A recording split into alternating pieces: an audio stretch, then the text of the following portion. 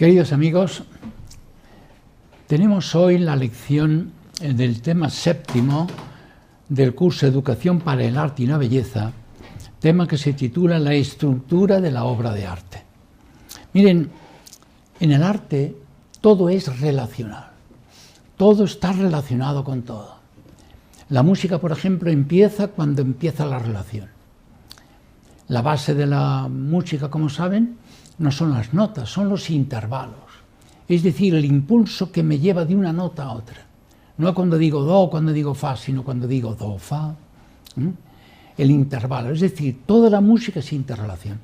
Si empezamos a oír, por ejemplo, la Sinfonía Júpiter de Mozart, en el primer acorde está toda la obra. Y hay que estar relacionándose ya con toda la obra, porque todo está interrelacionado. De ahí la necesidad de la concentración. Pero en el arte plástico, un color con otro, una masa con otra, un espacio con otro. Van ustedes al Escorial, se ponen en la basílica y parece que todo aquello es estático. Hagan la prueba, den 3 pasos hacia la izquierda y empezarán a ver ustedes cantidad de ámbitos arquitectónicos que se vinculan con otros. Vayan paseando lentamente y verán cómo cambian esos ámbitos. Al final integran todo eso en la cabeza y tendrán ustedes una idea bastante exacta de la riqueza arquitectónica del Escorial. Todo en el arte es interrelación.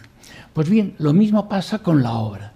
Por eso es tan importante estudiar la estructura de la obra de arte. Y estudiar, por tanto, los 7 planos de la obra de arte. Todavía podríamos distinguir más, pero me basta con 7. Verán ustedes cómo todos están interrelacionados, todos potenciándose mutuamente. Primero tenemos los elementos expresivos aislados. Un sonido, por ejemplo, tiene ya una calidad, es distinto a la flauta del oboe. Cada uno tiene una calidad. Lo mismo pasa con las texturas, por ejemplo, de los materiales plásticos. Cada uno tiene como su gracia, su calidad expresiva propia. Digo lo mismo, por ejemplo, de los elementos arquitectónicos. Todos los elementos aislados tienen ya un valor. Ahora bien, segundo punto, si entreveramos los elementos entre sí, tenemos una calidad distinta. El color rojo con el color verde, que son complementarios, son distintos cuando están cerca el uno del otro. Por eso hay algunos pintores, ¿verdad?, que le ponen un blanco en medio para que no se influyan demasiado. Lo mismo pasa con los sonidos, ponen una flauta y un oboe tocando juntos. En eso hay músicos como Stravinsky que han sido unos maestros de saber combinarlos. Por tanto, primero, elementos expresivos aislados. Segundo nivel de la obra de arte, elementos expresivos entreverados entre sí, entrelazados, influyéndose mutuamente. Pero viene inmediatamente el tercero. Elementos expresivos enlazados entre sí y estructurados mediante una forma. Aquí empieza la importancia de las formas artísticas. En música, por ejemplo, es muy distinto unos sonidos entrelazados, pero sin estar como creando una forma, como articulando una forma, a estar, por ejemplo, articulados en una forma tipo sonata, tipo fuga, en fin, tipo sinfonía. Entonces ganan un valor distinto. Pero todo eso, todos esos elementos entreverados y estructurados sirven a un afán expresivo. Expresar, elemento cuarto, ámbitos de la vida humana. Es muy distinto, por ejemplo, expresar en la Pasión según San Mateo el duelo de unas personas que recorren las callejas de Jerusalén en esa noche sombría de la Pasión, a expresar el arrepentimiento de Pedro en la famosa aria, a expresar el júbilo realmente contenido, pero muy profundo, de los discípulos de Cristo al final cuando ya reposa él en el sepulcro. Es el júbilo que preludia la resurrección. Pues bien, eso es el cuarto, son ámbitos expresivos. Por ejemplo, ven las 4 estaciones de Vivaldi, cuántos ámbitos hay, de verano, de invierno, la siesta del campesino a la sombra de un árbol. Son ámbitos distintos. Ahora bien, quinto elemento, no se queda en eso el gran artista, sino que él, al hacer todo lo que acabo de decir, está plasmando un mundo. Por ejemplo, el mundo barroco, en el caso de Bach. El mundo, por ejemplo, del clasicismo vienés. El mundo ordenado, el mundo bien estructurado. O sea, por ejemplo, de las obras de un Beethoven, de un primero todavía de Haydn y de Mozart, ¿no? El mundo del primer Schubert. es el mundo que se plasma ahí. Ustedes escuchan, por ejemplo, una sonata de Domenico Scarlatti y están oyendo todo el mundo elegante, previo al Sturm und Drang, el mundo dieciochesco, el mundo de las cortes. ¿Ven? Es todo un mundo que se plasma. Ahora bien, no se queda ahí la obra de arte cuando es realmente una obra completa, y es que cada obra originaria y original tiene un contexto. Entran ustedes, por ejemplo, en la iglesia magnífica dei Frari en Venecia y ven al fondo la majestuosidad de la obra de Tiziano, que es la Asunta, la Asunción. Miren, en cualquier museo del mundo bueno tendría mucho mejor iluminación, mucho mejores condiciones, pero no sería su sitio. Esa obra fue compuesta, ideada y realizada para allí, para ese contexto, y ahí es donde ella está realmente en su lugar. Lo mismo pasa con la Pasión según San Mateo y según San Juan, cuando se la interpreta no en forma de concierto, sino de acto litúrgico la tarde del Viernes Santo. Yo había oído la Pasión según San Mateo y según San Juan cantidad de veces, pero cuando luego en Alemania, en mis años de estudio, pude oírla en su contexto para el cual fue creada, dije, este es mi Juan, no lo que había oído antes. Todo está en su lugar. Y luego ya por último, la emotividad que suscita la obra. Miren, es muy importante resaltar esto, porque actualmente se está depreciando, se ha depreciado ya la emotividad en el arte. Y esto creo yo que es confundir el arte con otra cosa, pero que ya no es arte. La emotividad, miren ustedes, no es mero sentimentalismo. La emoción del arte auténtico, y la emoción auténtica significa la vibración de toda la persona ante un gran valor. ¿Cómo me van a decir a mí que es algo espurio, que es un sentimentalismo barato? Por ejemplo, la emoción que a mí me produce oír el cuarto concierto de Brandenburgo de Bach, por ejemplo. Todo el mundo de las cortes, de la Alemania de su tiempo, todo el mundo barroco, está allí vibrando, dando de sí todo lo mucho que tiene que dar. Naturalmente que siente emoción, pero bendita emoción. Ese es el séptimo plano, el séptimo nivel de la obra de arte. Pues bien, el compositor los vive de abajo arriba y de arriba a abajo. De abajo aquí viene a ser el elemento 1, es decir, desde los elementos va viendo como un elemento sonoro pide una determinada forma, y esa forma, un determinado ámbito para expresar en él. No es nada arbitrario aquí. Por ejemplo, no se puede expresar con una trompeta la melodía de la flauta de la siesta del fauno, por ejemplo. Ahí la materia está ya expresando lo que el artista quiso expresar ahí. Por lo tanto, el autor sabe vibrar con los materiales, sabe captar la calidad de los materiales entreverados, los materiales estructurados, y ahí está él plasmando ámbitos de vida y luego todo un mundo que es el estilo al que él pertenece y por tanto toda su época, y eso nos produce una gran emotividad. Fíjense, eso es lo que quiero expresar al hablar de la fuerza configuradora del artista.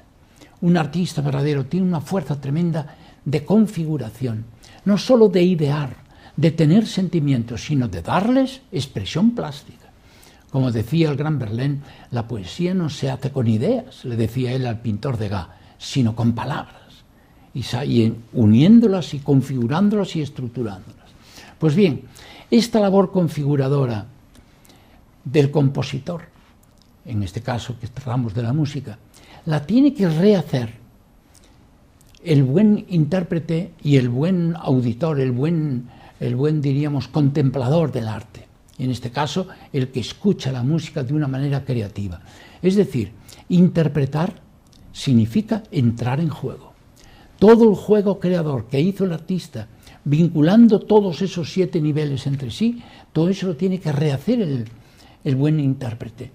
Y naturalmente es una obra, diríamos, una actividad lúdica, porque miren, el juego artístico significa captar todas las posibilidades expresivas que te ofrece una obra, convertirlas como una especie de fuerza interior, y a base de esa fuerza interior interpretar luego la obra, como si la estuvieras gestando. Tiene mucha gracia esto, tiene mucho interés, porque el artista, diríamos, intérprete, no repite las obras, las vuelve a crear, Pues bien, esto es la labor lúdica del intérprete.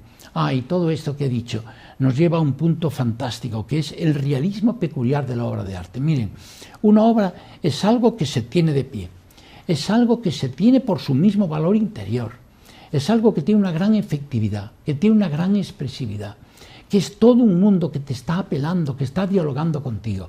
¿Cómo no va a ser real? ¿Cómo no vamos a considerar como real la obra de arte? Hombre, real en el nivel primero de realidad, que es la realidad material, la realidad que tiene, por ejemplo, estos papeles o esta mesa, no tiene esa realidad, es la realidad propia del nivel 2. Pero claro que es enormemente real, si no, no tendría efectividad. La realidad tiene muchas características. Pues bien, la realidad de la obra de arte, que es una obra en ficción, pero no es una ficción de realidad, es una obra en ficción, pero que es una obra que tiene un realismo especial, un realismo peculiar. Por eso el contemplador y el intérprete, claro, tiene que sumergirse dentro de la obra, asumir todas sus posibilidades expresivas y luego actuar a base de esas posibilidades, darle cuerpo.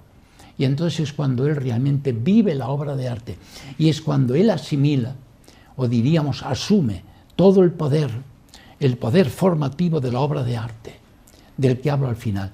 Miren, todo tipo de arte tiene un poder formativo de primer orden, y la música de manera especial. Y es en buena medida por esto que acabo de explicar hoy rápidamente. Porque el arte nos enseña a integrar, fíjense. En la vida, ustedes lo irán viendo, en la vida es necesario saber integrar. Integrar, por ejemplo, lo sensible y lo intelectual. Integrar lo instintivo con lo espiritual. Integrar quiere decir unir interiormente toda una serie de niveles que tenemos nosotros, energías que tenemos, clases de inteligencia. Los sentidos captan de alguna forma la realidad, pero también la inteligencia, tienen que integrarse entre ellos. Miren, sin saber integrar no tiene uno formación. No está uno formado para vivir la vida de manera equilibrada y fecunda. Pues bien, el arte, y muy en concreto el arte musical, nos enseña a integrar. Fíjense, yo soy organista y cuando toco el órgano, yo tengo que estar pensando con inteligencia madura, viendo lo que está cerca, previendo lo que está lejos, captando el sentido profundo, pero tengo que ver muchas realidades musicales al mismo tiempo, los registros, las notas, los distintos teclados. Y luego tengo que captar el sentido profundo de lo que toco. ¿Ven? Largo alcance, amplitud y profundidad. Hay que integrar tantas cosas. Para leer la obra musical, leerla, es decir, interpretarla, tal como he dicho antes, verlo todo conjuntamente, desde lo más, diríamos, elemental, como son los elementos sonoros o los elementos plásticos en la pintura, hasta lo más alto que es la emotividad que produce, el tipo del mundo humano que está allí plasmando. Para hacer todo eso hay que estar integrando toda una serie de realidades.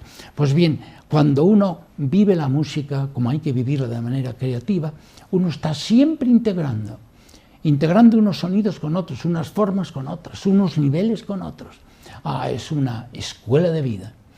A mí no me extrañó nada cuando he leído un artículo que se titulaba «La música nos hace más inteligentes». Claro, porque madura nuestra inteligencia, la hace más madura, más de largo alcance, más amplia, más profunda.